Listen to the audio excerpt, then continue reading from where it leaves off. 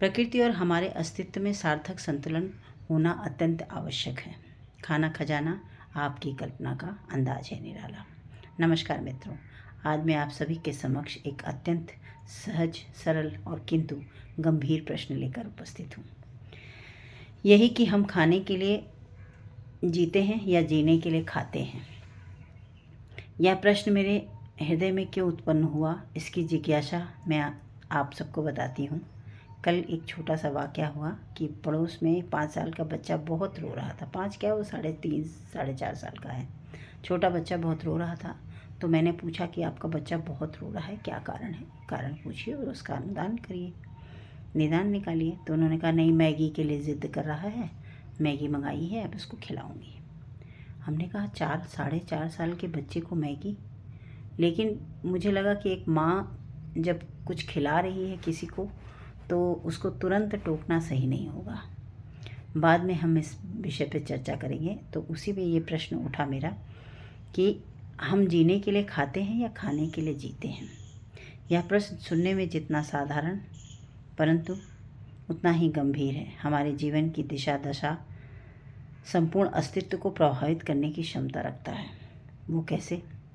जब हम प्रकृति ने हमें असीम विकल्प दिया है तो हम भोजन में, जीवन शैली में या व्यवहार में यही प्रश्न उठता है कि क्यों हम उचित विकल्प का सहारा नहीं लेते।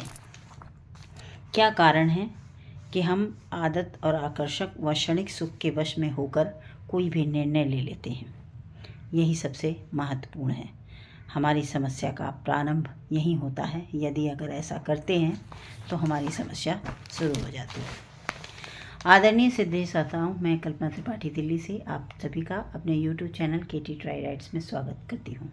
यदि आपने मेरे चैनल की सदस्यता नहीं ली है तो घंटी दबा कर लें, और अगर आपको मेरा वक्तव्य पसंद आता है तो इसे सभी मित्रों सहयोगियों को साझा करें और मेरा सहयोग दें, क्योंकि समाज में सकारात्मकता और सकारात्मक बातों का आदान प्रदान होता रहना चाहिए। इससे जीवन और प्रकृति दोनों का संतुलन बहुत ही अच्छा बनता है। समाज में शांति और सौहार्द बढ़ता है। बस उसी के कारण मैं कभी कभी ऐसा करती हूँ। तो हम बात कर रहे थे कि भोजन जो हम करते हैं वो हम जीवन जीने के लिए करते हैं या खाने के लिए जीते हैं। प्रकृति और हमारा विच्छेदन यहीं से शुरू हो जाता है। प्रकृति हमें सादगी सिखाती है, संतुलन, जीवन जीने की कला सिखाती है और आवश्यकता हो उतना ही ग्रहण करना सिखाती है। किंतु आज का मनुष्य अपने मूल सिद्धांत से भटक चुका है। वो अपनी आवश्यकताओं और इच्छाओं को लालसा में परिवर्तित कर चुका है। हम आग जलाते हैं, तेल फूकते हैं, संसाधनों और ईंधनों का अंधाधुंध उपयोग करते हैं, और जब हमारे सामने परिणाम दूषित होता है तो हम दोष दूसरे पर मढ़ते हैं, सरकार पर, समाज पर और व्यवस्था परिस्थितियों पर मढ़ने लगते हैं। परंतु क्या हम यह विचार नहीं करते कि सब चीज़ का समाधान हमारे भीतर ही है। संसाधन हमें क्यों दिए जाते हैं? क्योंकि आज की दिनचर्या में, दौड़ भाग की ज़िंदगी में हम अपने जीवन को सुचारू रूप से चला सकें इसलिए। लेकिन इसका अनावश्यक प्रयोग करना तो कठिन है, और वो प्रयोग कहीं ना कहीं हमारे स्वास्थ्य को भी हानि पहुंचाता है। वही चुनाव करना उचित होगा जिससे हमारी प्रकृति का सम्मान और हमारा स्वास्थ्य दोनों बना रहे। आइए इस बात को समझने के लिए हम कैसे समझते हैं उस पर ध्यान देते हैं। जैसे कि हमने प्रकृति से मूंग की दाल, चने की दाल, ये सब हमें प्रकृति से मिलती है। इसको हम अंकुरित करते हैं, और अंकुरित करने के बाद हम क्या करते हैं, साग सब्जी सलाद लेते हैं जो हमें धरा से, प्रकृति से हूबहू उसी रूप में मिलती है। तो उसको स्वच्छ जल से धोते हैं, साफ करते हैं और उसको काटते हैं, बनाते हैं और खा लेते हैं। तो क्या ऐसा करने से हम ईंधनों का प्रयोग कम करते हैं?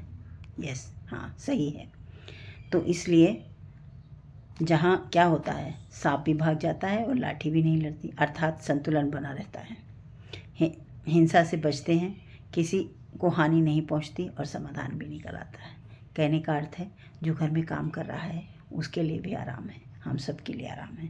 भोजन और स्वास्थ्य का संबंध हमारे पेट से ही नहीं होता, हमारे शरीर, मन और ऊर्जा का आधार है। जब हम प्रकृति से प्राकृतिक और सरल पौष्टिक आहार को सीधे अपनाते हैं तो हम अपने शरीर को ही नहीं बल्कि अपनी चेतना को भी पोषित करते हैं। कल्पना कीजिए, स्वच्छ जल में धुली हुई धारा से उपजी सब्जी, सादगी से तैयार किया गया भोजन, थोड़ा सा नमक, प्रेम का स्पर्श, सब परिवार साथ मिलकर बैठे खाएं संग संग।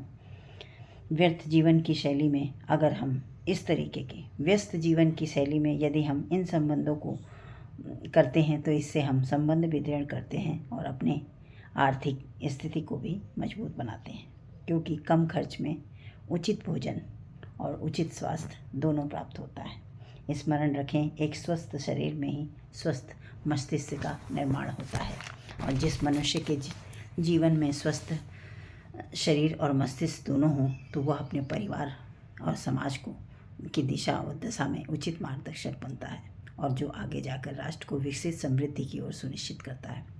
अंत नहीं, आरंभ है। प्रकृति द्वारा दिए गए उपहार में सुविधा नहीं, संतुलन चुनें। क्षणिक सुख नहीं, दीर्घकालीन स्वास्थ्य को अपनाएं। एक ऊर्जावान शरीर से विकसित भारत की समृद्धि की ओर आगे बढ़ते जाएं। विचारणीय तथ्य श्री प्रभु की अपनी कल्पना से।